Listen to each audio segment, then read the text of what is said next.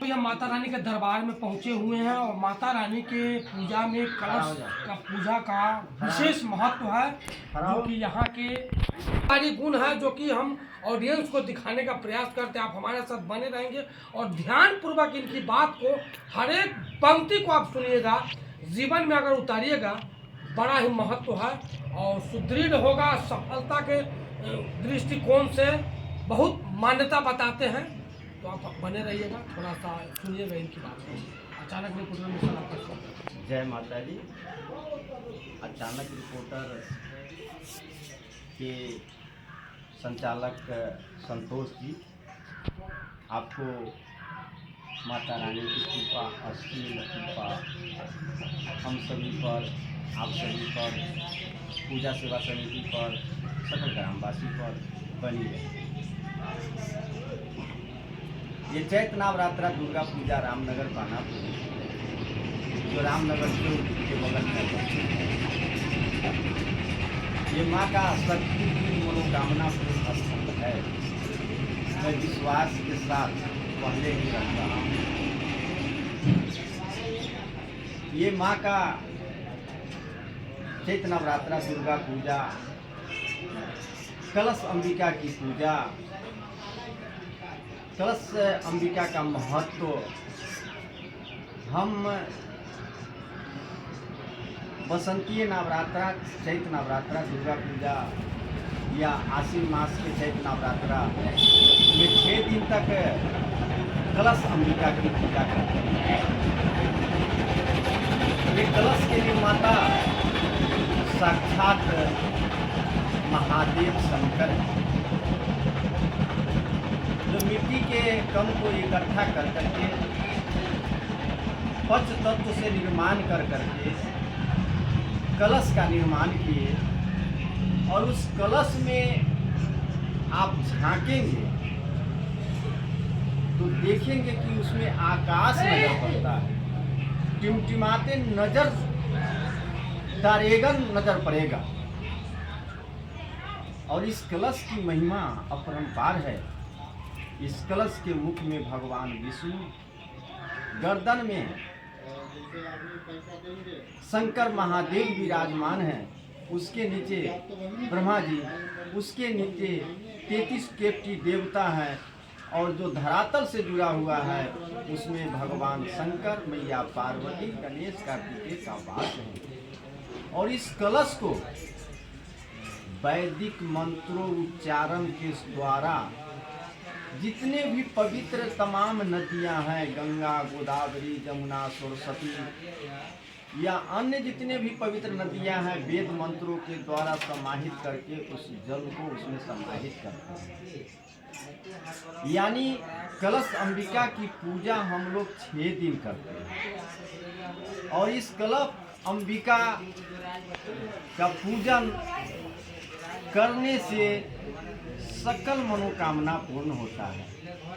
आज माँ का तीसरा स्वरूप चंद्र घंटा का पूजा है।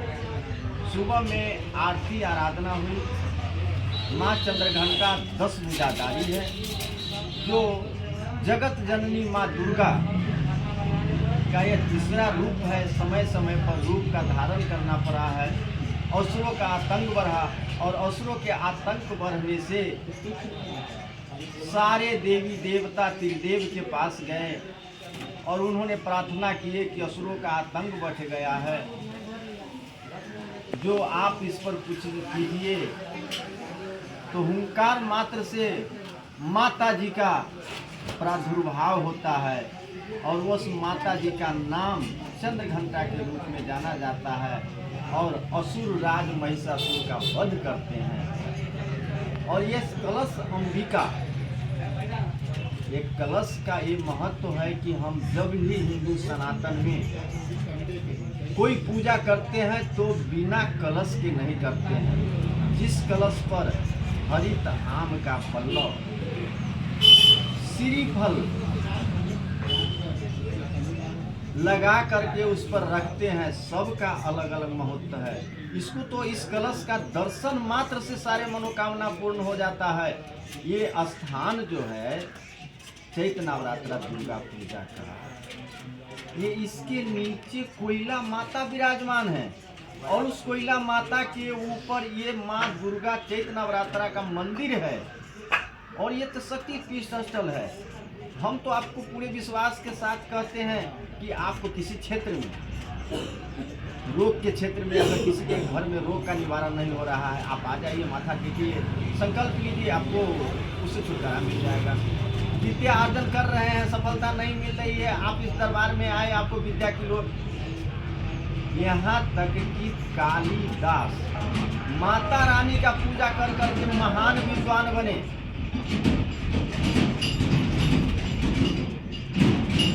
तो कलश अंबिका की महिमा अपरंपार है, जितना भी इनका बखान करे वो कम है। आज रामनगर की धरती पर 5 वकील हैं, मैं नाम गिना देता हूं। हमारे बहुत बड़ा सीनियर वकील राम बाबू राय,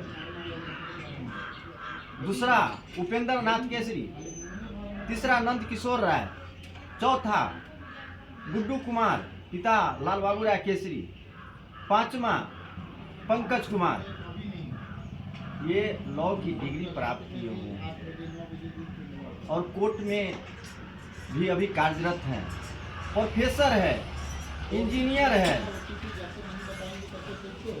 सरकार के जो रक्षा विभाग है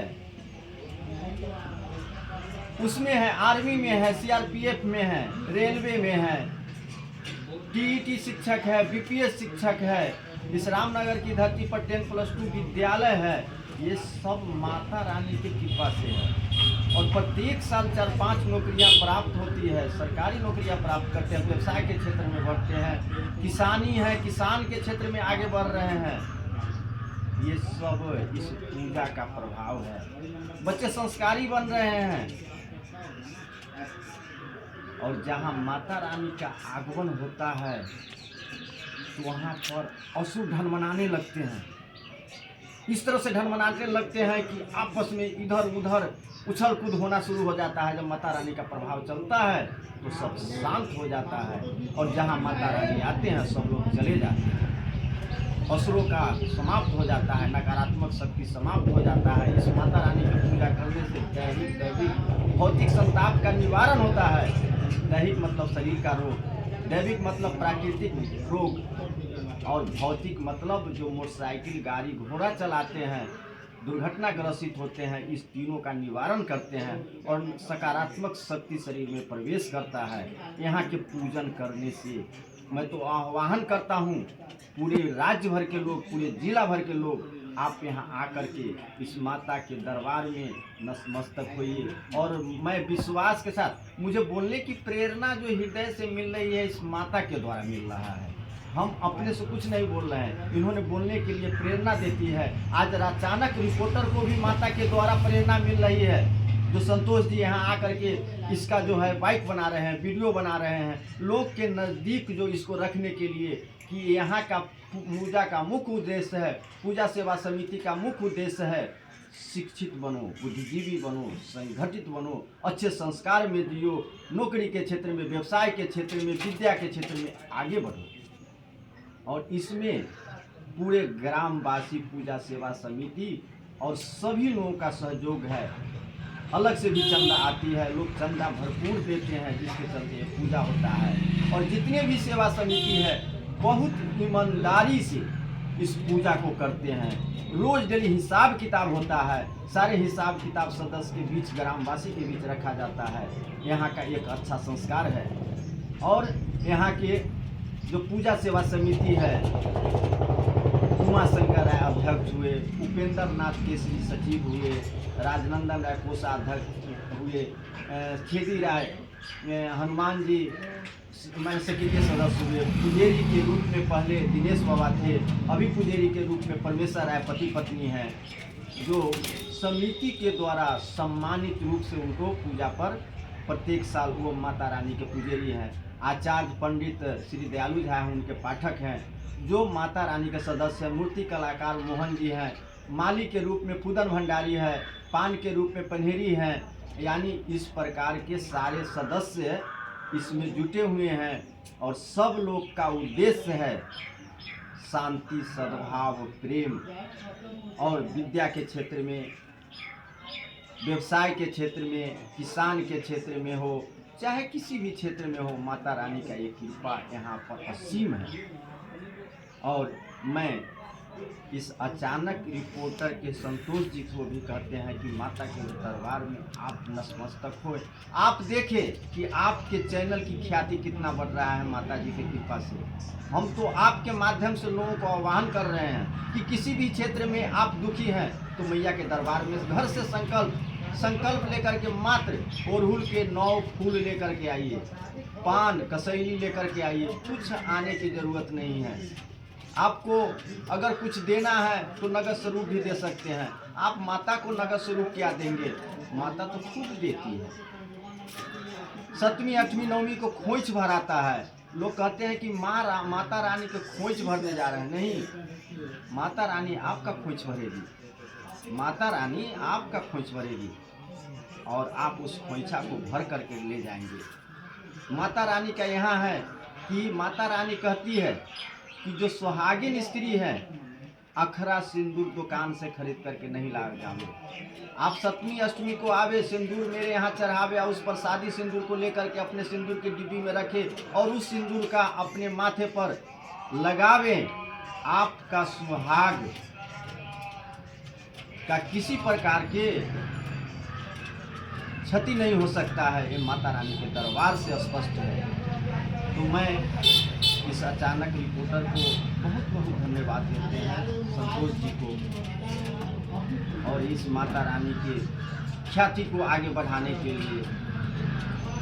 तो एक मंत्र है, या देवी सर्वभूतेषु, या देवी सर्वभूतेषु दया रूपेण संस्थिता नमस्तस्यै नमस्तस्यै नमो नमः। आज माता रानी का तीसरे स्वरूप का पूजा है। तो या देवी सर्वभूतेषु चंद्र घंटा रूपेण संस्थिता नमस्तस्यै नमस्तस्यै नमो नमः। या देवी सर्वभूतेषु मातृ रूपेण संस्थिता नमस्तस्यै नमस्तस्यै नमो नमः। ओम सर्वमंगले शिवे सर्वसाधिके शरण्ये त्र्यंबके गौरी नारायणी नमोस्तुते। जय माता दी, जय माता दी, जय। तो आपने देखा है यहाँ के पुजारी जी हैं, जीवन से जुड़ी हुई बहुत सारी महत्वपूर्ण बात बताने का प्रयास किए हैं। इसी तरह की खबर को देखने के लिए हमारे चैनल को सब्सक्राइब करें और बेल आइकन बटन दबाना ना भूलें ताकि अगला नोटिफिकेशन आप तक पहुँच सके। जय माता दी।